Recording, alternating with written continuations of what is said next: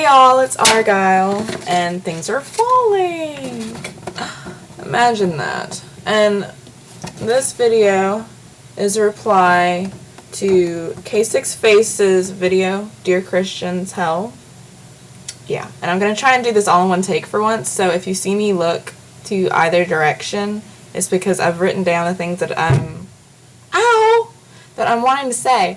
And, whew, yeah. So anyway, I'll put the link to his video in the sidebar over here if you don't want to click down there, because like I said, this is going to be a reply.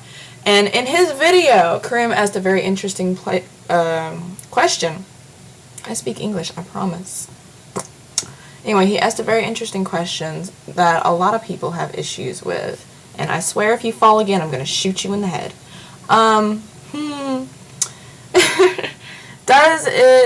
His question was, does it bother me, us, whatever, Christians in general, that no matter what good things he does in the world, he won't go to heaven because he hasn't accepted Jesus into his heart? Now, okay, now I don't profess to be the best representative of Christians, just because, you know, that's what we are. The word Christian means little Christ. I mean, that's the straight up, that's, you know, whatever. That's the literal translation, is little Christ.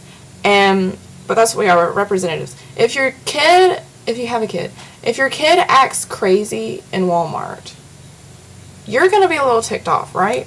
Because why? What's the number one reason that parents give is because that their kids are representing them, right? But if someone else's kid is doing something, are you going to get as ticked off? No. Why? Because it's not your kid, right? It's not representing you. It's representing that, you know, that crazy parent over there, right?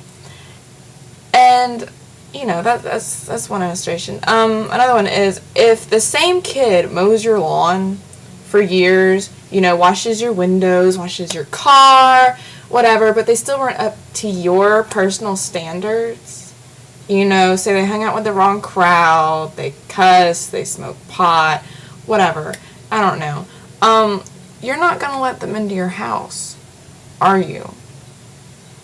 No matter what great things they've done, you know, to your yard and your fence and your car and your window, you're not going to let them into your house because they're not up to your standards. Right? I mean, does that make sense? Okay, I can't stand it when people try and make a biblical point without actually, my computer's going to sleep, without actually using the Bible itself. So, here's some verses y'all can look up. If you're like me, then when you see someone, you know, quoting the Bible, then you have to go look it up too, because you don't trust them. You know, I like to make sure that things are really what people say.